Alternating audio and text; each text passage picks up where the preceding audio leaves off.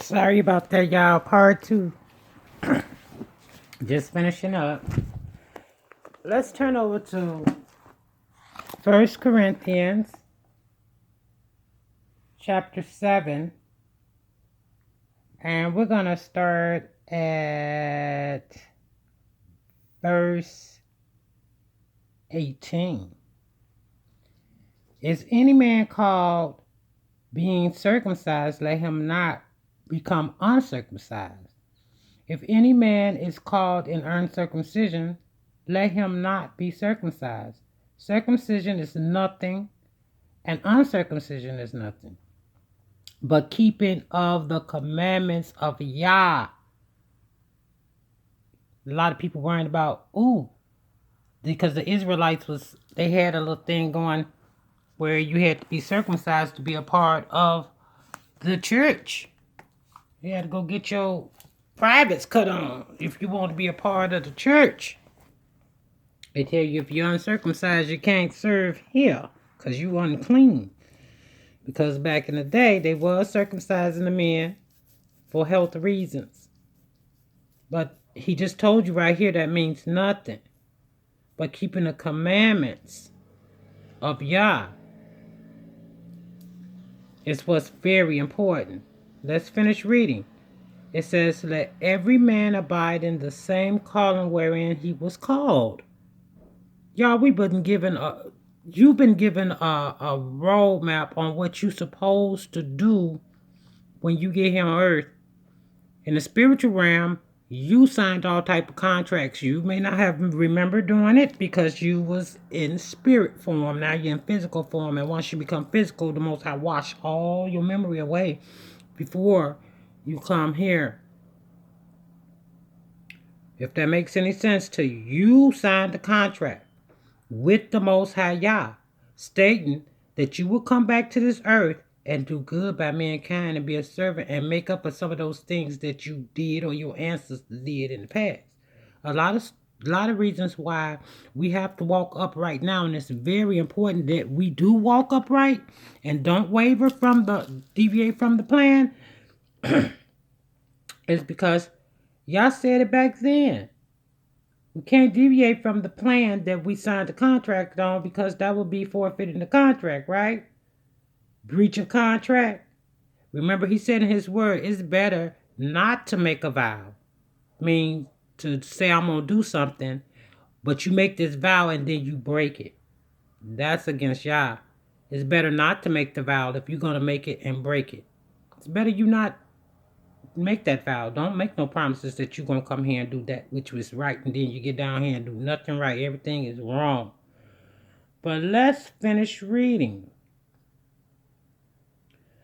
Let every man abide in the same calling wherein he was called. So I just explained that you was called before you got here. You was given instructions on what you was to do when you got here.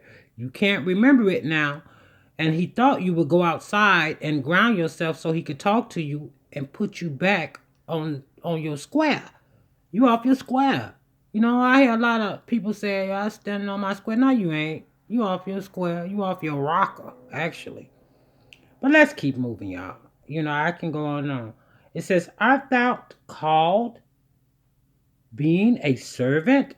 We just got through talking about that. We are servant to one another. We're here to serve each other. I don't give a hoot what nobody say.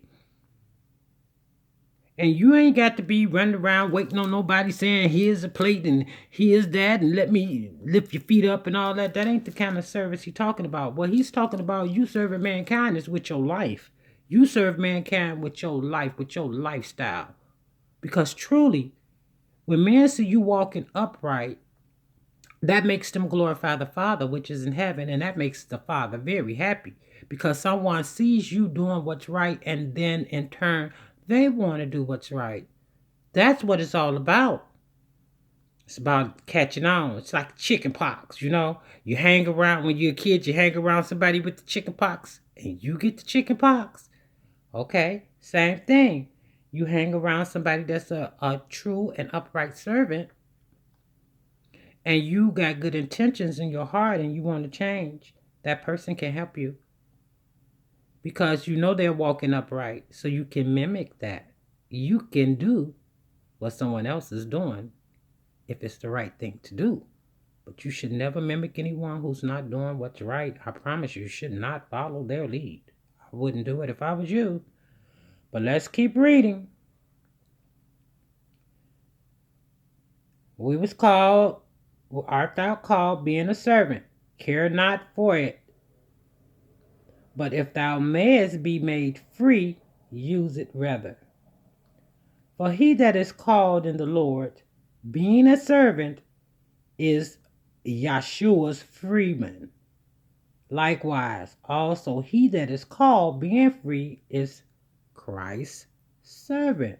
Yeshua the Christ servant. You become, remember I told y'all in the first video that we had the mind of who? We have the mind of Yeshua. Not the mind of Christ. And I mean not the mind of the Most High Yah, because you haven't reached that spot yet where you can communicate with him, on a spiritual level, because you haven't opened yourself up spiritually, you haven't cleansed yourself of the sin. Remember, God can't be around anything that's disgusting. If you boo-booing on the ground, the Most High ain't gonna visit you. If you got boo-boo in your house and pampers laying all around with buki in it and stuff like it, he not gonna visit your home. You got sanitary napkins laying all around, you not taking that stuff out of the house, he not coming. You got dishes laying up with food clunked up in it, stuffed and mildew, he not coming in there. Remember, the Most High can't stand nothing that's not clean, including you. That's why your system got to be clean. Your spiritual system, your chakras, they have to be cleansed, aligned, and balanced. Must. Then you're going to get some communication from the Most High. He's going to communicate with you because you're a clean vessel. He wants to occupy that clean place. Some of us give in to Satan, though, and we let him occupy spaces. And I don't say about that, but I don't like to comment too much on what Satan is doing, because he's doing his job. Just like I was given a job in the spiritual realm over Satan. And he doing his job. He own it. I advise y'all to get on it too. Put him back in his spot. Let him see he ain't got no need, ain't no room for him down here, over here on this side. Because we walking upright. We walking in light. We don't need Satan. What he going to be trying to do to us is deter us from our path. And that's his job. Is to try to get you to sway this way and sway to the left and sway to the right and go back. That's Satan's job, to give you things or put things before you that look like, ooh, oh, all I got to do is have sex with him and I can have that. And then you go have sex with that man and you don't even get that. That's us. It's a trick. It's a game. It's sick. It's twisted, but the game is cold. But y'all, it's fair. It's fair because the Most High is testing you to see if you are serious about what you say. You say you want him, you want his love, you want to be a servant, you want to be called, you want to be the spiritual person, you want to have all this power. He's going to test you. From the rooter to the tutor, you going to be put through the test. Remember I was telling y'all about the dark night of the soul or the valleys of the shadows of death? They the same thing. You got to go through that. That part of the test. Where that little beam of light at, where you gotta run like hell to get to make it bigger? Yeah. But let's finish reading. Ye are bought with a price. Be not ye the servant of men. Now you know what that means. Doing wickedly. You're a servant of Yah. So you got to do things spiritually. You got to do what he wants you to do, how he wants you to serve mankind. He got certain things he wants you to present to man. And it's not going to be no crap in it. Remember, you was bought with a price. The price that you was bought with was when Yeshua sacrificed himself for you. That's the price he paid. So that you may have this opportunity at this time to cleanse yourself and become more like Yeshua. Remember, we at the mind of Yeshua. We should be like Yeshua. Yeshua was doing what? Good deeds. He was healing. He was blessing people. He was ministering. He was grounding himself. He was teaching the 12 how to ground themselves. Everywhere he went, they went. right? Every road he treaded, they treaded. He slept outside on the ground, grounding himself all night. They slept outside on the ground, grounding themselves all night. They mimicked Yahshua because Yahshua kept his contract with the Most High Yah, and he kept it intact. He didn't deviate from the plan. Let's finish reading, though. It says, Brethren, let every man wherein he is called therein abide with Yah.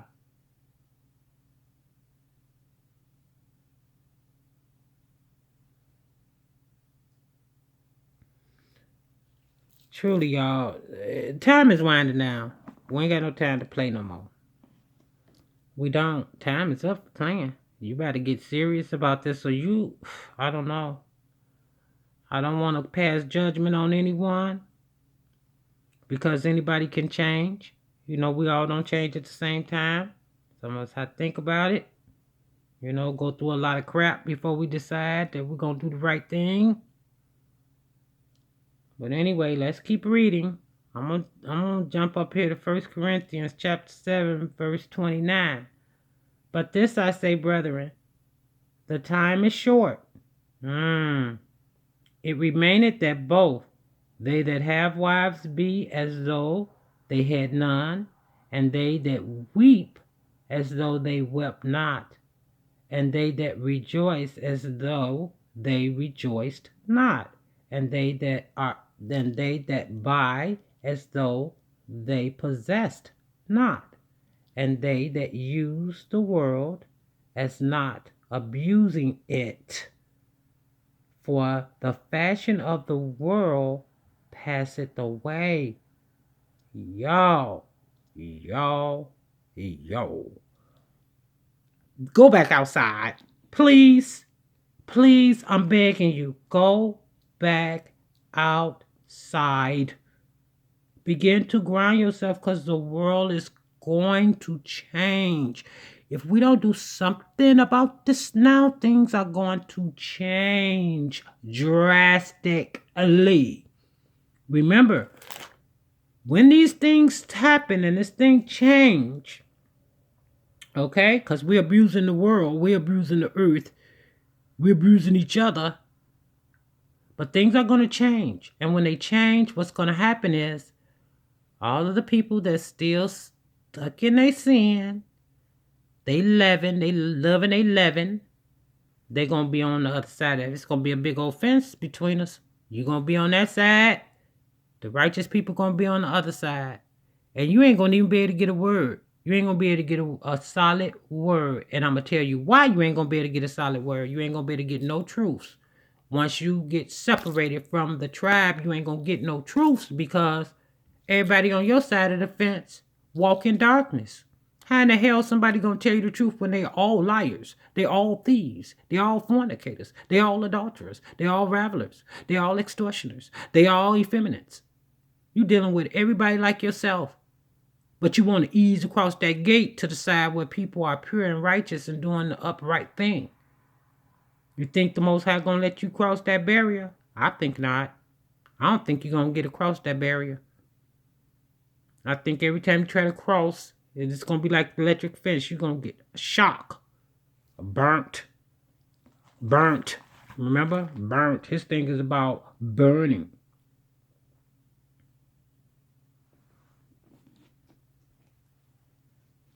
And it's just not good. Y'all, we just got to stop it. It messes with our consciousness and everything. Remember, I was telling you about your chakras help with your confidence and everything. But listen to this. If you go to chapter 8, 1 Corinthians, and go down to verse 12, it says, But when ye or we sin against the brethren, each other, and wound their weak conscience, ye or we sin against Yahshua. We sin against Christ when we hurt each other. Wherefore, we ain't going to get into that. We could, wherefore, if meat make my brother to offend, I will eat no flesh while the world standeth, lest I make my brethren offended. We can offend each other by our own actions. You could be eating pork and somebody don't eat it and it's offensive to them. You're not supposed to eat it around them because it offends them.